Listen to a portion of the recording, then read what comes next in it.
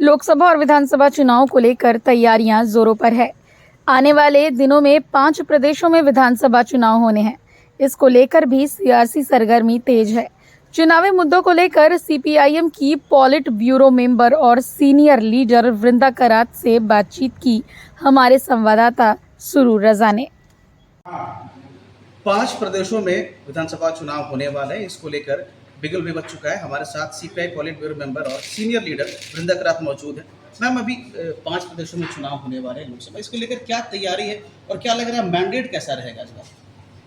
देखिए, आमतौर पे पांचों प्रदेशों में बीजेपी की हालत ठीक नहीं है। तो जनता का बहुत गुस्सा है उनकी नीतियों के खिलाफ। महंगाई इतनी बड़ी है, बेरोजगारी हर प्रदेश में है, और ये डबल इंजन सरकार जहाँ इनकी चली है वो तो एकदम फेल हो गई और पटरी से उतर गई। लेकिन हाँ, ये चुनौती तो है, जबरदस्त चुनौती है, क्योंकि जनता वैकल्पिक नीति चाहती है।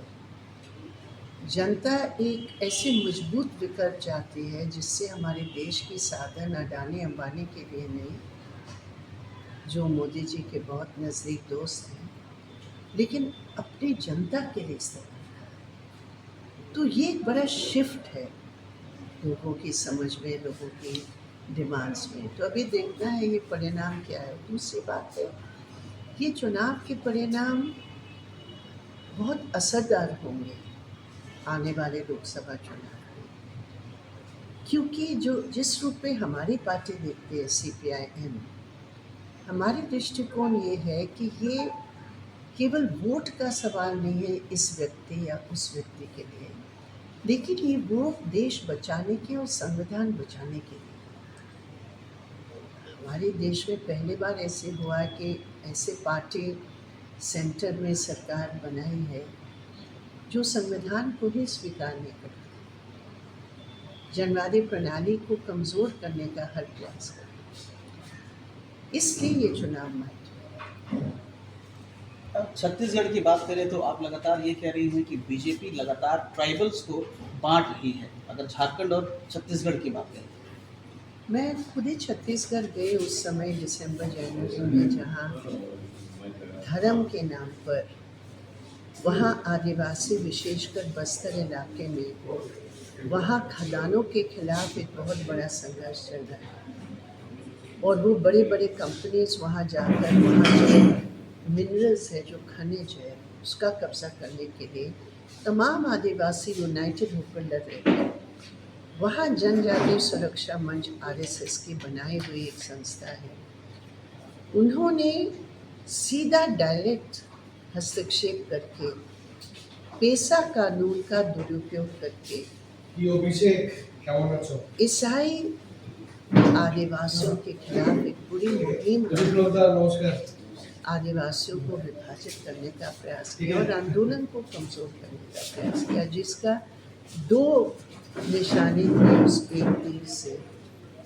एक, वो धर्म के नाम पर, बिकॉज बगैर नफरत के बीजेपी का बेस कहीं बनता नहीं है, तो नफरत फैला, आदिवासियों को डिवाइड किया, नफरत फैलाया, और दूसरी तरफ कॉर्पोरेट्स का फायदा। पीएसयूज की प्राइवेटाइजेशन की बात करें तो लगातार आपकी पार्टी इसको मुखर होकर बात कर रही है कि मैम स्मार्ट मीटर जो है उसको लेकर भी आप लोग मुखर होकर विरोध कर रहे हैं। विरोध तो करना है। एक तरफ आप कह रहे हैं मेड इन इंडिया, और दूसरी तरफ आप तमाम मेड इन इंडिया जो मजदूरों ने किया है, आप वो तमाम प्राइवेट कंपनीज को दे रहे हैं जो चौपट कर रहे हैं। अब एचईसी को देखें, जो खुद ही राज्य के इतिहास का कितना इम्पोर्टेंट हिस्सा है। यही एचईसी है जो चंद्रयान के लिए कुछ पार्ट्स और प्लेटफॉर्म वगैरह बनाने का इतना बड़ा योगदान किया। आज वो एचईसी बीजेपी सरकार की गलत नीतियों के कारण बिल्कुल समाप्त करने की कगार पर है। तो ये तो देश, देखिए, ये पब्लिक सेक्टर यूनिट को बचाने का नहीं है, देश की सिक्योरिटी, देश की आत्मनिर्भरता। क्या आत्मनिर्भर होंगे आप? अब प्रॉफिट के लिए सब कुछ बेच रहे हैं। ये देश बेचने का है। पब्लिक सेक्टर बिक जाएगा तो कमज़ोर होगा देश। एक आगे सवाल ये है कि मैम आप लगातार कहते हैं कि गवर्नर की पोस्ट को खत्म कर देना चाहिए। हाल ही में बीजेपी ने रघुवर दास को उड़ीसा का गवर्नर बनाया। कि मैंने कहा जब संवैधानिक गवर्नर का पोस्ट आप अपने पार्टी के हितों के लिए इस्तेमाल कर रहे हैं तो भैया पार्टी पोस्ट बना लो ना। राजभवन में बीजेपी का झंडा लगा लो और बोल दो भाई ये हमारा एम्बेसडर है और वहाँ जाकर हम सेंटर का काम करेंगे, ये बोल दो। इस रूप में हमने कहा।